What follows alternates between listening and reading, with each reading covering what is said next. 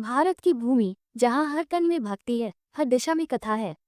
ये वह भूमि है जहाँ भगवान को मंदिरों में नहीं, दिलों में बसाया जाता है। आज हम आपको लेकर चलेंगे एक ऐसे कुम्हार की कथा में, जो न तो ज्ञानी था, न धनी, न राजा था, न ब्राह्मण, लेकिन उसकी भक्ति ने उसे अमर बना दिया। उसने न हाथ में शास्त्र उठाया, न शस्त्र, पर उसकी मिट्टी से एक ऐसा मंदिर बना, जो आज भी भगवान विष्णु की कृपा का साक्षी है। बहुत समय पहले की बात है। एक छोटे से गांव में एक कुम्हार रहता था, नाम था देवू। वह बेहद विनम्र, गरीब लेकिन परिश्रमी था। उसका जीवन मिट्टी से जुड़ा था। सुबह मिट्टी खोदता, दोपहर में उसे गूंथता और शाम को चाप पर घुमाकर बर्तन बनाता। लेकिन इन सबके बीच उसकी आत्मा हर समय एक ही नाम का जप करती, विष्णु विष्णु नारायण। जड़ी बूटी उसका मन हमेशा भगवान विष्णु में लीन रहता। जब वह चाक चलाता तो उसे लगता जैसे भगवान का सुदर्शन चक्र घूम रहा हो। जब वह मिट्टी को गूंथता तो वह उसे प्रसाद की तरह सम्मान देता। एक दिन पूर्णिमा की रात थी। चांदनी में बैठकर देवू ने अपनी आंखें बंद की और कहा, हे प्रभु, मैं आपका मंदिर बनाना चाहता हूँ। न जाने कैसे, कहाँ और किस रूप में, पर आपकी मूर्ति मेरी मिट्टी से बनकर आपके घर में विराजे, यह मेरी सबसे बड़ी इच्छा है। वह जानता था कि वह गरीब था, मंदिर बनवाना उसके बस की बात नहीं। लेकिन उसका भरोसा हिला नहीं। उसने ठान लिया, जहाँ इच्छा है वहाँ भगवान है। एक रात जब वह थका हारा सो गया, उसे एक दिव्य स्वप्न आया। भगवान विष्णु स्वयं उसकी नींद में प्रकट हुए। आकाशीय प्रकाश से आच्छादित स्वर गूंजा, देवू, तुम जो चाहते हो वह होगा। तुम मेरी मूर्ति बनाओ, मैं तुम्हारे भाव में वास करता हूँ, साधनों में नहीं। तुम चाक चलाओ और मैं उसमें मूर्त रूप लूंगा। सुबह जब देवू जागा, उसकी आंखों से आंसू बह रहे थे। उसके हाथ कांप रहे थे, लेकिन हृदय दृढ़ था। उसने उसी क्षण मिट्टी इकट्ठा की और मूर्ति बनाना शुरू कर दिया। दिनों तक वह भूखा रहा, लेकिन एक क्षण भी मूर्ति से अलग नहीं हुआ।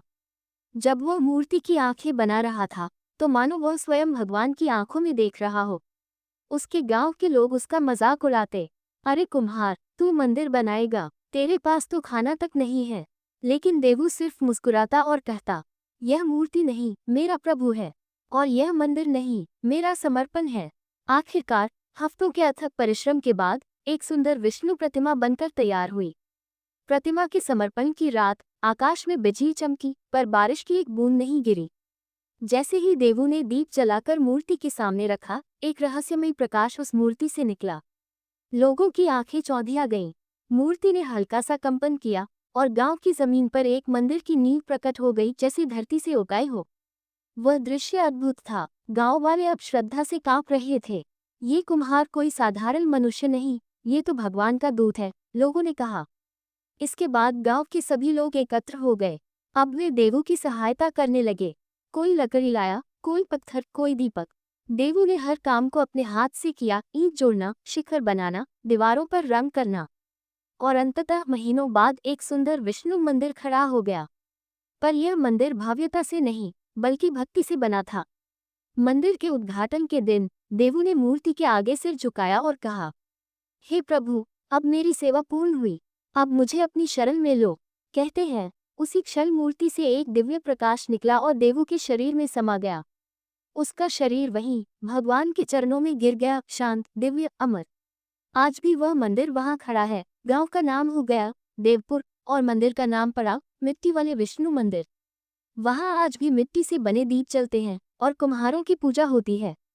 लोग कहते हैं जो सच्चे हृदय से विष्णु की भक्ति करता है, उसे भगवान कभी खाली हाथ नहीं लौटाते।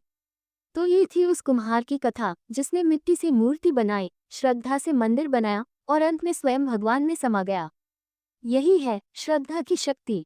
जहाँ न राजा का वैभव काम आता है, न ज्ञानी का ज्ञान, वहाँ काम आता है भक्त का समर्पण।